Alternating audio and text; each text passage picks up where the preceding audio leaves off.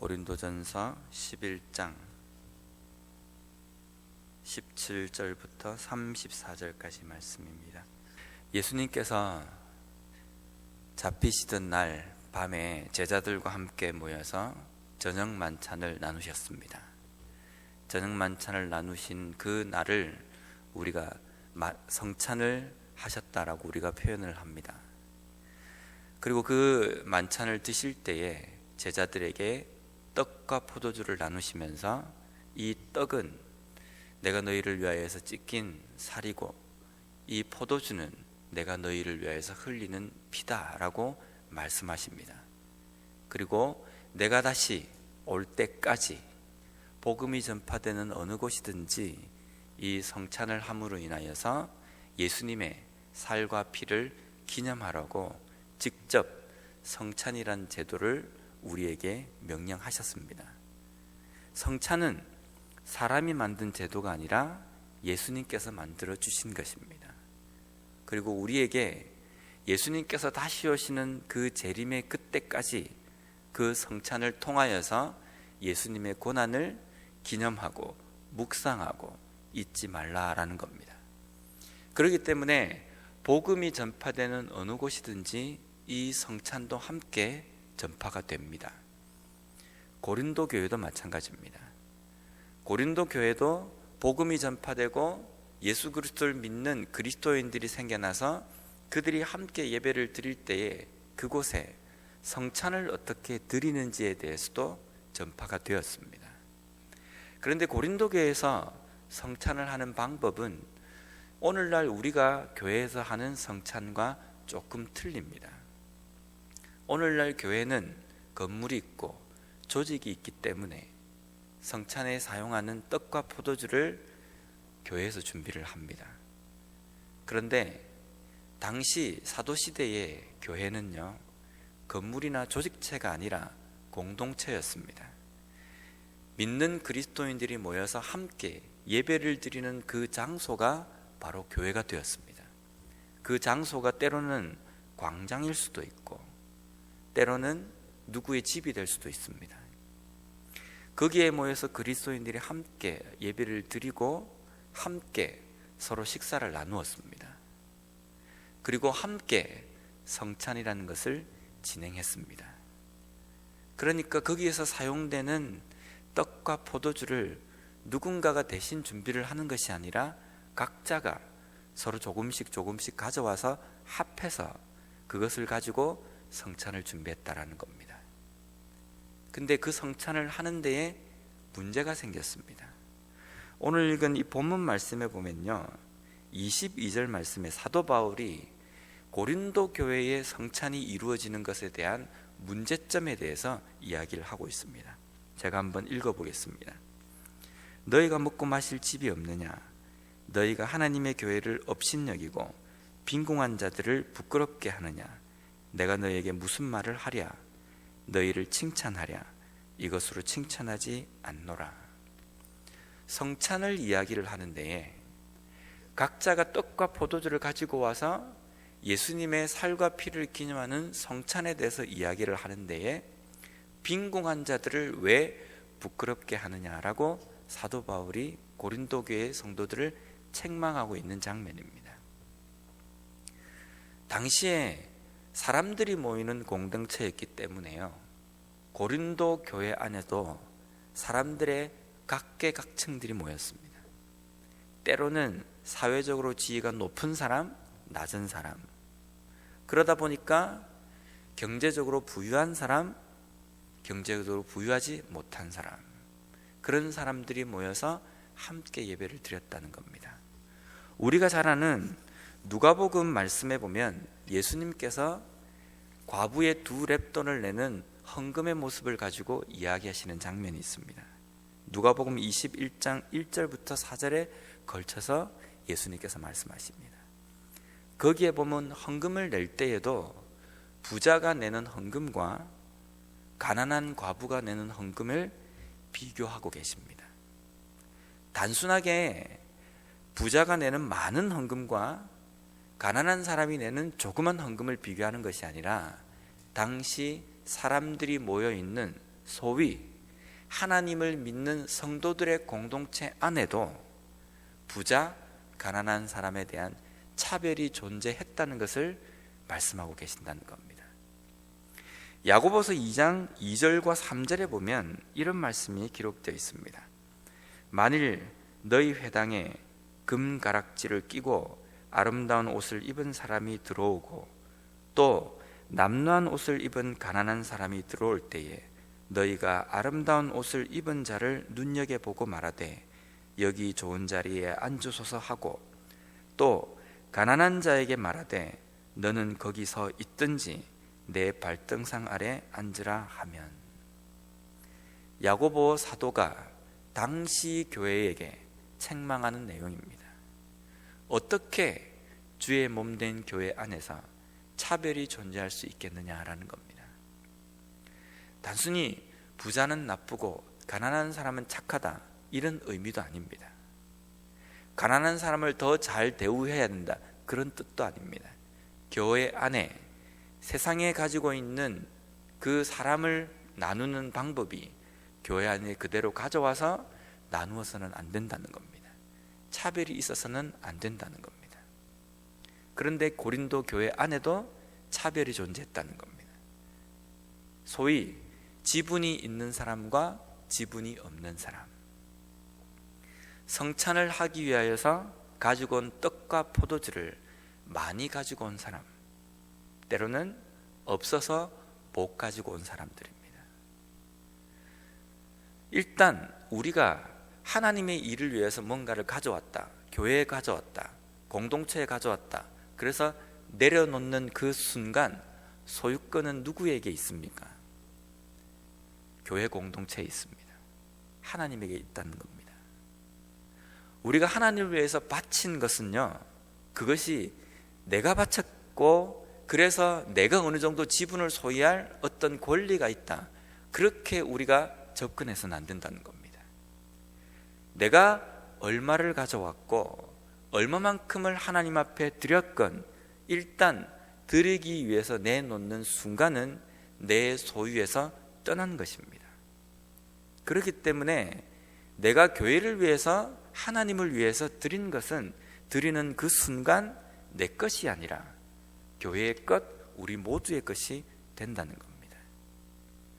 그런데 고린도 교회 안에서는요, 자기가 떡을 많이 가져왔고 포도주를 많이 가져왔기 때문에 먹는 지분도 더 많이 있다라고 생각하는 사고방식이 존재했다는 겁니다.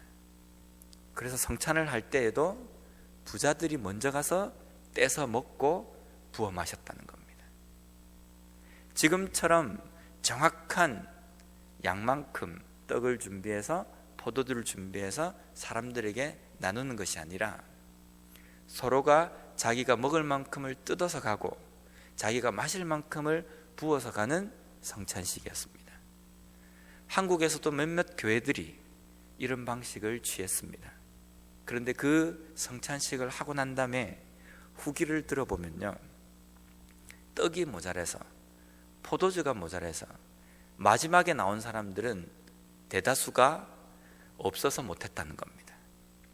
앞에서 너무 많이 떼어가가지고, 앞에서 포도주를 너무 많이 부어가가지고 어떤 사람은 2번 마시기도 하고, 그렇게 해서 나중에 뒤에는 성찬식을 하고 싶어도 못했다는 겁니다.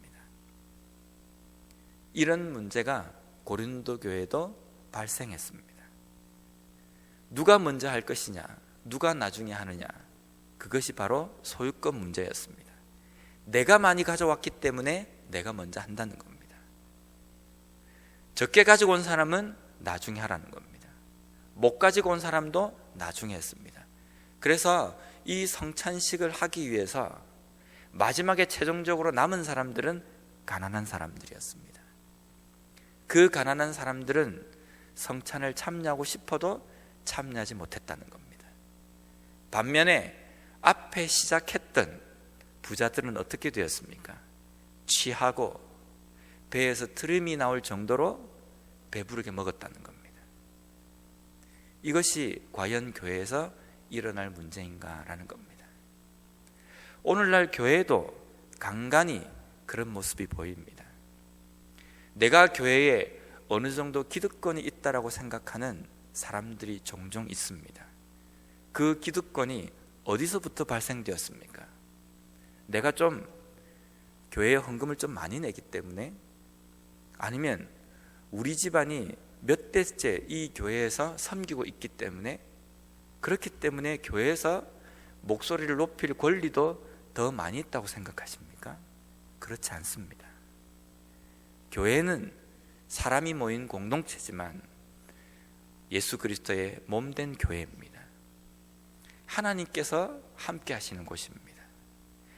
예수 그리스도의 이름으로 모인 공동체라는 겁니다. 그 모인 공동체가 세상에서 사람을 나누는 방법을 가지고 와서 그대로 교회에서 사람을 평가하고 나눈다고 한다면 그 교회는 이미 하나님께서 원하시는 모습을 떠난 교회라고 표현할 수 있습니다. 교회 안에서는 누가 높고 누가 낮고 이런 것이 있어서는 안 됩니다. 교회 안에서는 누가 지분이 더 많고 누가 지분이 덜 적고 이런 것을 우리가 논할 수 있는 곳이 아닙니다. 때때로 새 가족들이 와서 온 지 몇 달 안 돼서 정말 열정적으로 사역을 할 때에 기존에 교회에 있던 성도들이 이런 말을 할 때가 있습니다. 저 사람이 온 지 몇 개월 됐다고 저렇게 설치고 다니나? 왜 이 말을 합니까? 교회에는 열정으로 우리가 설치고 다녀야 되는데 아닙니까? 안 하고 있는 자신이 부끄럽다고 표현해야지 왜 그렇게 열정적으로 하는 사람들에 대해서 그렇게 표현합니까? 내가 이 교회에 잔뼈가 굵었는데 나도 가만히 있는데 어디 처음 온 사람이 저렇게 설치고 다니냐, 그런 뜻이 아닙니까? 내가 교회에 지분이 더 많다고 생각하는 그런 사고방식이 아닙니까? 과연 이것이 하나님께서 교회를 향해서 원하시는 모습이겠습니까? 결코 그렇지 않다는 겁니다. 누가 목소리를 더 높이고 누구는 목소리를 낼 자격이 없고 그런 곳이 교회가 아니라는 겁니다. 모든 사람이 말씀 가운데서 하나가 되고 평등한 곳이 되어야 할 곳이 바로 교회라는 겁니다. 두 번째로 성찬에 대한 문제입니다. 예수님께서 이 성찬을 우리에게 직접 하라고 지시한 것입니다. 어떻게 하는 방법까지도 이야기해 주셨습니다. 직접 주신 예수님께서 가르쳐 주신 것들이 많이 있지만 예수님께서 가르쳐 주신 것들을 오늘날 우리가 행하면서 잘못 행해지는 것들이 상당히 많이 있습니다. 그 중에 한 가지가 예수님께서 가르쳐 주신 주기도문입니다. 주기도문은요, 예수님께서 가르쳐 주신 기도입니다. 많은 사람들이 기도는 어떻게 해야 됩니까? 라고 예수님께 물을 때에 예수님께서 너희는 이렇게 기도하라고 주기도문을 직접 가르쳐 주셨습니다. 그러니까 예수님께서 기도의 모든 것들을 다 요약을 하고 정말 중요한 것들, 기도의 모본이라고 할 수 있는 것, 기도의 기준이라고 할 수 있는 것을 가르쳐 주신 것이 주기도문입니다. 그런데 오늘날 우리는 이 주기도문을 어떻게 사용합니까? 우리끼리 실컷 놀고 북치고 장구치고 하다가 마칠 때 그냥 마치면 아쉬우니까 자, 우리 주기도문하고 마칩시다, 이런 식으로 주기도문을 사용한다는 겁니다. 예수님께서 이렇게 사용하라고 우리에게 그 소중한 기도문을 가르쳐 주셨습니까? 너희는 마칠 때 아쉬울 때 뭔가 허전할 때 이거 하고 마치라고 우리에게 이 기도문을 가르쳐 주셨습니까? 그게 아니라는 겁니다. 주 기도문은요, 우리가 어떻게 기도해야 될지에 대해서 소중하게 우리에게 가르쳐 주신 기도문입니다. 사람이 어떻게 기도를 하든 주기도문만큼 확실하게 기도할 수 있는 문제는 아닙니다. 예배를 드릴 때 어쩌면 어떤 대표자가 기도하는 것보다 이 주기도문으로 기도하는 것이 더 중요할지 모릅니다. 왜냐하면 예수님께서 가르쳐 주신 기도이고 예수님께서 가르쳐 주신 기도이기 때문에 주기도문을 한다는 것은 예수님께서 우리를 위해서 기도하신 것과 같기 때문입니다. 예수님께서 가르쳐 주신 것을 우리는 오늘날 너무 남용하고 오용하고 있는 부분이 있다는 겁니다. 성찬도 마찬가지입니다. 성찬도 예수님께서 직접 명령하시고 지킬 것을 우리에게 당부하셨습니다. 그런데 오늘날 우리가 성찬을 준비하면서 기다리면서 어떤 생각을 가지고 성찬을 준비하십니까? 내일 우리는 연합회를 드리면서 성찬식을 거행합니다. 이 성찬을 위해서 일주일 동안 어떤 준비를 하고 성찬에 참여하기를 기다리고 계십니까? 때로는 성찬이 끝나고 나면 떡이 맛이 없니? 어느 빵집에서 이 빵을 만들었니? 포도주는 누가 담궜느냐?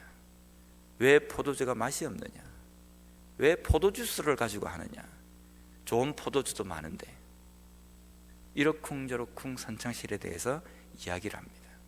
어느 누구도 오늘 성찬식에서 예수 그리스도의 살과 피에 대해서 묵상했다라고 이야기하는 내용은 들어본 적이 없습니다. 그야말로 그 형식이 이렇다 저렇다 말뿐입니다.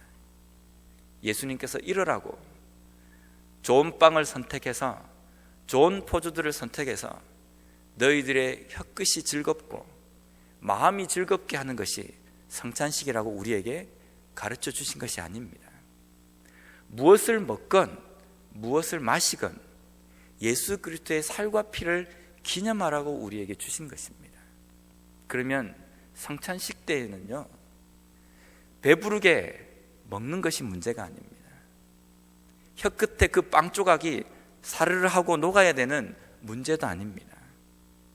포도주가 뭔가 톡 쏘는 정말 좋은 포도주라고 생각되는 그러한 맛을 느끼는 것이 성찬식이 아니라는 겁니다.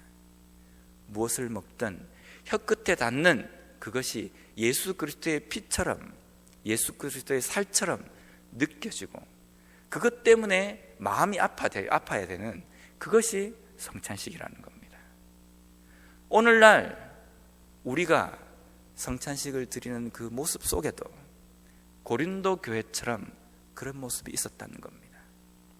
부자들은 내가 많이 가져왔기 때문에 나는 많이 먹을 권리가 있다. 그래서 많이 뜯어서 먹고 포도주도 많이 가져와서 마셨습니다. 그래서 부자들은 배가 너무 불러가지고 트럼도 나기도 하고 포도주를 너무 많이 마셔서 해롱해롱 정신을 못 차릴 정도로 취해 있었습니다. 반면에 가난한 사람들은 그 떡과 포도주를 입에도 대지 못하는 그런 성찬식을 해야만 했습니다. 부자들이 과연 성찬식이 무슨 의미라고 생각하고 그토록 배부르게 그토록 취할 정도로 떡과 포도주를 마셨겠습니까? 성찬식의 의미는 온데간데 없는 겁니다. 순전히 자기들의 배를 채우기 위해서 참여하는 어떤 식사 자리밖에 되지 않았다는 겁니다. 성찬식은 식사 자리가 아니라 예수님께서 우리를 위해서 죽으신 것을 기념하고 묵상하는 시간입니다. 우리에게 주신 수많은 가르침과 우리에게 주신 여러 가지 일들을 우리는 하나하나 행할 때마다 그 의미가 어디에 있는지를 정확하게 묵상하고 깨달을 필요가 있습니다. 예배는 왜 주셨는가? 말씀은 왜 주셨는가? 헌금은 무슨 의미인가? 성찬식은 또한 왜 우리에게 주셨는가? 주기도문은 무엇인가? 무엇 때문에 우리에게 이렇게 친히 기도문을 가르쳐 주셨는가? 우리는 정확하게 그 뜻을 알고 그것을 이행해야 될 필요가 있다는 겁니다. 오늘도 우리에게 새로운 하루를 허락해 주셨습니다. 이 하루 동안에 우리가 살아가면서 나는 과연 교회 안에서 누군가를 차별하는 모습이 없는지 돌아봤으면 좋겠습니다. 또한 나는 교회에 이런 권리가 있다라고 생각하는 경우가 없는지 우리 자신을 돌아봤으면 좋겠습니다. 또한 내일 우리에게 주시는 그 성찬식, 그것을 나는 그 뜻을 온전히 깊이 깨닫고 준비하고 있는지를 우리 자신을 돌아봄으로 말미암아 정말 예수님께서 우리에게 주신 그 목적대로 우리의 삶을 살아가고 모든 일들을 진행하는 가운데서 그것을 주신 하나님의 그 은혜를 깨달을 수 있는 우리 모두가 되었으면 좋겠습니다.